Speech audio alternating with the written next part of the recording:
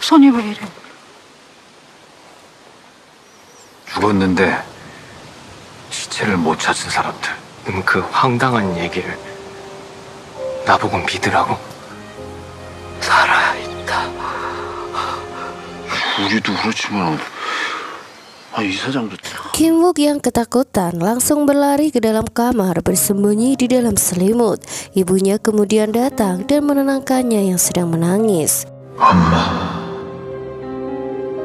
Sementara itu, detektif Shin telah berada di tempat yang disepakati Hwang Do-chol. Namun, Hwang Do-chol kembali menelpon dan membatalkan pertemuan mereka karena melihat detektif Baek bersama tim orang hilang di sana. Setelahnya, detektif Shin pergi ke tempat Jong-ah diculik. Jong-ah telah aman bersama beberapa polisi, sementara Kim Wook masih berada di dalam. Manajer Hwang menendang Kim Wook yang terikat dan tak berdaya. Manajer Hwang kemudian berkata bahwa ia melakukan semua ini pada Kim Wook karena Kim Wook tahu saat mereka menculik Yona. Kim Wook mendengar bahwa manajer Hwang akan mengantarkannya ke tempat Yona. Mereka bahkan menghubungi seseorang bernama Kapten Kang untuk melempar Kim Wook ke dalam laut. Kim Wook kemudian memprovokasi manajer Hwang bahwa ternyata selama ini mereka telah salah membunuh orang. Sampai saat ini cucu Seo-han belum ditemukan. Kim Wook juga berkata bahwa orang yang menyuruh manajer Hwang pasti akan mengkhianatinya ketika manajer Hwang tertangkap polisi. Manajer Hwang terlihat mengeluarkan sebuah pisau dan bersiap menyerang Kim Wook. Beruntungnya detektif Shin tiba tepat waktu dan meminta manajer Hwang untuk menyerah. Manajer Hwang meraih Kim Wook dan mengancam akan melukai pria itu. Detektif Shin telah memperingatkan manajer Hwang, namun manajer Hwang terus bergerak hingga detektif Shin menembakkannya, ditambah dengan pukulan di kepala dari pemanjang yang entah sejak kapan sudah berada di sana. Sementara itu, Hyunmi terlihat kebingungan karena tak melihat Kim Wook semenjak kemarin. Ia bertanya pada Thomas, namun Thomas juga tak melihatnya maupun pemanjang. Hyunmi kemudian mencoba bertanya pada Thomas. Mungkin saja Thomas tahu bagaimana Kim Wook bisa datang ke desa Duwon. Kembali pada manajer Hwang yang sedang diinterogasi polisi. Ia ditangkap di lokasi dengan kejahatan penculikan, percobaan pembunuhan, serta penghasutan pembunuhan pada Kim Wook. Detektif Shin kemudian menanyakan keberadaan Yona serta keterlibatan manajer Hwang pada Choi Seung. Detektif Shin bertanya siapa orang yang menyuruhnya. Manajer Hwang teringat dengan ucapan Kim Wook bahwa orang itu pasti akan mengkhianatinya. Ia kemudian memutuskan untuk menelpon orang itu, namun ia bahkan tak mendapat jawaban teleponnya. Detektif Shin kemudian mengunjungi Kim Wook di rumah sakit. Ia menanyakan maksud dari omongan Kim Wook kemarin dan bertanya bagaimana Kim Wook tahu jika Yona sudah mati. Pamanjang yang berada di sana juga kebingungan untuk menjawab. Namun hari itu rupanya Kim Wook ingin mengatakan semuanya. Ia berkata melihat Yuna di tempat di mana ia melihat Hanel. Detektif Shin lagi-lagi tak percaya dengan ucapan Kim Wook dan menganggap Kim Wook hanya omong kosong. Saat itulah Hwang Do-chol kembali menelponnya dan meminta bertemu. Dengan putus asa, detektif Shin pergi ke tempat Hwang Do-chol dengan uang di tangannya. Hwang Do-chol meminta detektif Shin meletakkan uangnya di sana dan meminta detektif Shin membaca pesan yang telah ia siapkan. Detektif Shin merasa dipermainkan karena tempat yang dimaksud Hwang Do-chol adalah desa Duwon. Diam-diam detektif Baek mengikuti Hwang Do-chol dan menangkapnya. Detektif Shin terlihat sangat kesal lalu mempertanyakan maksud dari tempat Yona berada.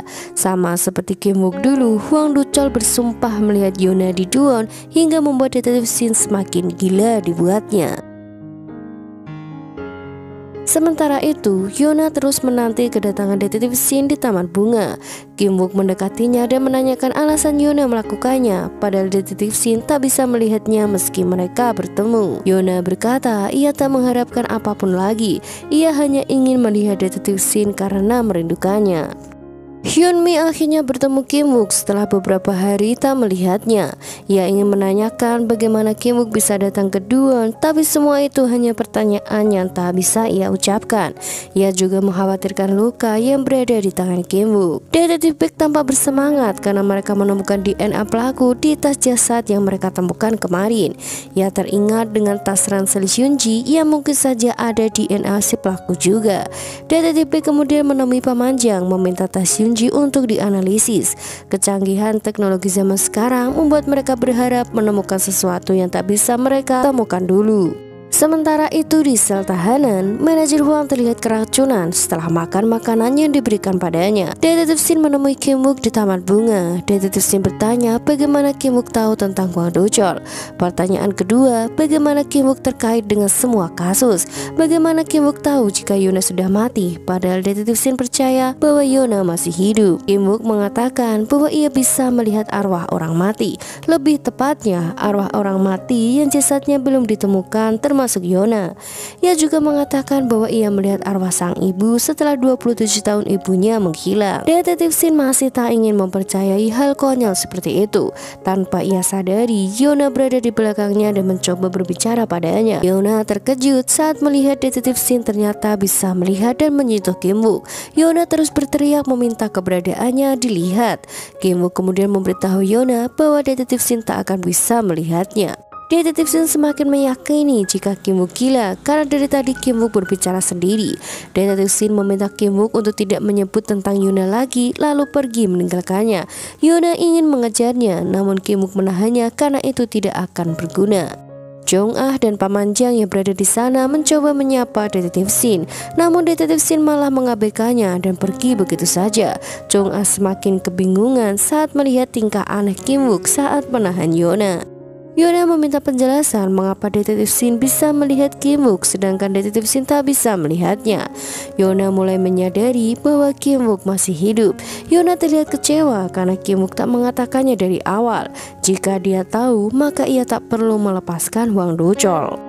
Yunmi yang juga berada di sana tampak terkejut saat mengetahui kenyataan jika Kim Wook masih hidup.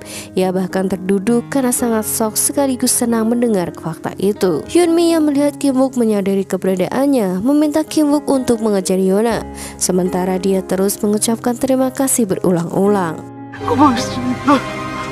Jong Ah mempercayai apa yang diucapkan Paman Jang padanya tentang desa itu. Ia menganggap itu adalah sesuatu yang sangat menegangkan.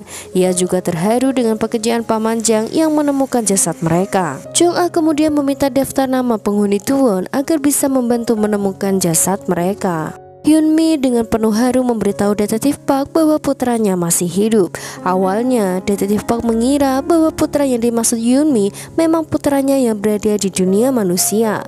Namun Detektif Park sangat terkejut saat tahu jika Kim Wook adalah putra Yunmi.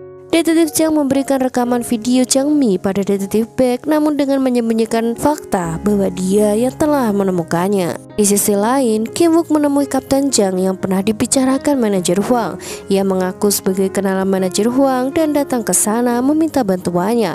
Ia akan memberikan lebih banyak uang jika Kapten Jang bersedia bekerja sama dengannya. Hari itu adalah hari pernikahan Detektif Shin dan Yona. Dengan putus asa, Detektif Shin kembali ke taman bunga. Tanpa diduga, Yona juga datang ke sana dan terkejut melihat Detektif Shin. Mereka duduk berdua meski Detektif Shin tak bisa melihat Yona. Detektif Shin membawa undangan pernikahan mereka. Ia meminta maaf karena selama ini selalu berpura-pura sibuk dan tak pernah ada waktu untuk Yona. Detektif Shin mulai menangis dan berkata bahwa ia tak bisa hidup tanpa Yona. Setelahnya ia terlihat marah dan mengutuk mengapa Yona yang pergi dan bukan dirinya. Ia berbicara pada langit memohon agar mengembalikan Yona. Yona yang berada di sampingnya hanya bisa menangis melihat tunangannya. Meski semenjak tadi ia terus menjawab pernyataan Detektif Shin, namun ia seolah berbicara seorang diri. Detektif Shin berkata bahwa apapun yang terjadi ia akan menemukan Yona. Ia juga meminta Yona untuk terus menunggunya. Di sisi lain, Paman Jang membawa semua barang yang ia miliki tentang penghuni Tuwon. Jong Ah terkejut saat tahu jika ibu Kim Wook ternyata juga tinggal di sana. Sementara itu, Kim Wook sedang bersama dengan Hyunmi. Hyunmi menanyakan hal-hal sederhana tentang kehidupan Kim Wook seperti tempat tinggal dan juga kekasihnya. Kim Wook kemudian menanyakan kejadian 27 tahun yang lalu. Hyunmi mengaku bahwa dia takut jika pria yang membunuh Soyeon mengejar Kim Wook. Ia juga tak peduli jika ternyata pria itu yang membunuhnya. Ia kini merasa lega karena Kim Wook tumbuh dewasa dengan sangat baik. Paman Jang, Kim Wook, dan Detektif Park kemudian bertukar informasi terkait perusahaan Choiseung. Mungkin saja ada yang diketahui Detektif Park yang tak mereka ketahui. Detektif Park berkata bahwa Choiseung pernah berselisih dengan warga karena mereka akan membangun sebuah gedung di tempat tinggal mereka. Namun Suyeon sering ikut berdemo bersama warga menentang rencana itu. Detektif Park juga berkata bahwa saat itu mereka menyelidiki 3 orang yang namanya tercatat dalam surat wasiat Seo-han. Namun saat itu Detektif Park tak menemukan bukti jika ketiganya terkait dengan kematian Suyeon. Diam-diam, Hyunmi meminta Paman Jang untuk memberitahu Kim Wook agar tidak mencari jasadnya. Hyunmi hanya tak ingin ada orang lain yang terluka termasuk Kim Wook maupun Paman Jang. Ia hanya ingin Kim Wook hidup dengan tenang dan melupakan masa lalunya. Namun Paman Jang sepertinya tidak sependapat dengannya.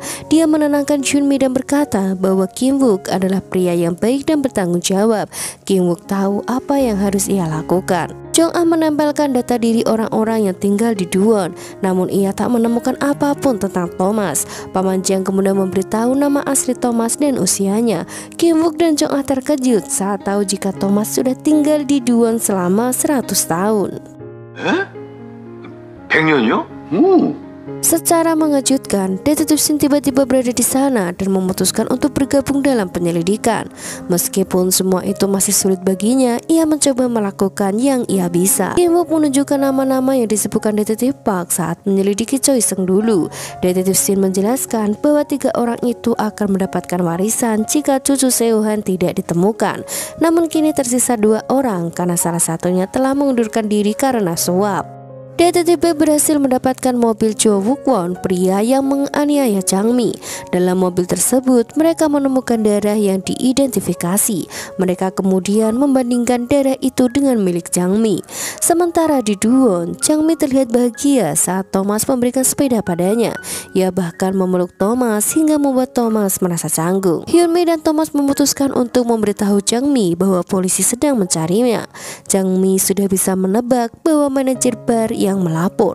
Ternyata polisi sudah menangkap Jo Wook-won dengan bukti kemarin. Mereka kini hanya tinggal bergegas mencari jasad Jang-mi. Jang-mi terlihat berkeliling menggunakan sepedanya dengan membagikan mawar pada semua orang. Ia merasa harus berpamitan pada orang-orang sebelum dia menghilang, karena baik dirinya maupun orang-orang tak akan ada yang tahu kapan mereka akan menghilang. Jang-mi juga memberikan mawar pada Yona dan Thomas. Setelahnya ia merasa sesuatu yang berbeda dengan dirinya. Air mata Jang-mi menetes seolah tahu jika waktunya untuk pergi telah tiba. Thomas tersenyum saat melihat tubuh Jang-mi menjadi transparan. Sementara Yona terlihat terkejut melihat Jang-mi menghilang di depan matanya, meninggalkan sepedanya yang tergeletak di sana. Foto Jang-mi yang tertempel di dinding kafe juga ikut menghilang. Yona bertanya pada Thomas kemana kira-kira Jang-mi pergi. Thomas yakin jika Jang-mi pergi ke tempat yang lebih baik. Ia juga berkata bahwa Paman Jang dan Kim Wook yang membantu menemukan jasad Jang-mi. Kabar ditemukannya jasad Jang-mi juga diberitakan media. Rupanya pelaku mengubur jasad Jang-mi di peternakan milik keluarganya. Paman Jang kemudian membakar kertas bertuliskan nama Jang-mi dan mengirim doa ketenangan untuknya. 나쁜 기억은 다 잊고 Hari itu, Kim Wook mengumpulkan semua orang di Pegadaian, termasuk Seo-han, yang memiliki sebuah rencana di mana dia yang akan menjadi umpannya. Kim Wook yakin rencananya akan membuat si pelaku menunjukkan dirinya. Paman Jang terlihat termenung di taman bermain tempat Hyunji menghilang. Pengawas taman bermain itu kemudian mengambil selebaran Hyunji dan akan menempelkannya lagi. Namun ia berkata bahwa bulan depan ia akan pensiun dan ini terakhir kalinya ia membantu Paman Jang. Tiba-tiba Kim Wook dan Jong-ah tiba di sana. Jong-ah mengeluarkan selebaran Hyunji yang telah ia desain menjadi lebih bagus. Ia juga meletakkan foto Hyunji kemungkinan saat dewasa. Mereka juga memasang spanduk di sepanjang jalan yang mereka lewati. Paman Jang terharu dengan bantuan mereka berdua, apalagi saat mereka membantu Paman Jang menyebarkan selebaran. 감사합니다. Malam itu, Han Sang-gil dan Lee Dong-min, 2 orang yang namanya tercatat dalam wasiat Seo-han, terekam kamera CCTV yang dipasang Jong-ah di ruangan Seo-han. Semua orang yakin bahwa salah satu di antara mereka adalah pelakunya. Detektif Shin kemudian membagi tugas dia dengan Kim Wook untuk mengikuti mereka berdua. Setelah Seo-han mengatakan bahwa cucunya telah ditemukan, Han Sang-gil menelpon Lee Dong-min untuk bekerja sama. Ia juga berkata bahwa Seo-han telah mengkhianati mereka. Sementara itu, forensik akhirnya menemukan sebuah DNA di tas ransel milik Hyunji. Itu bukan DNA Hyunji dan mungkin saja itu adalah DNA si pelaku. Paman Jiang tentu sangat bersyukur dengan penemuan terbarunya yang sangat berhutang budi pada detektif Baek. 곧 우리 현지 소식 전해줄게.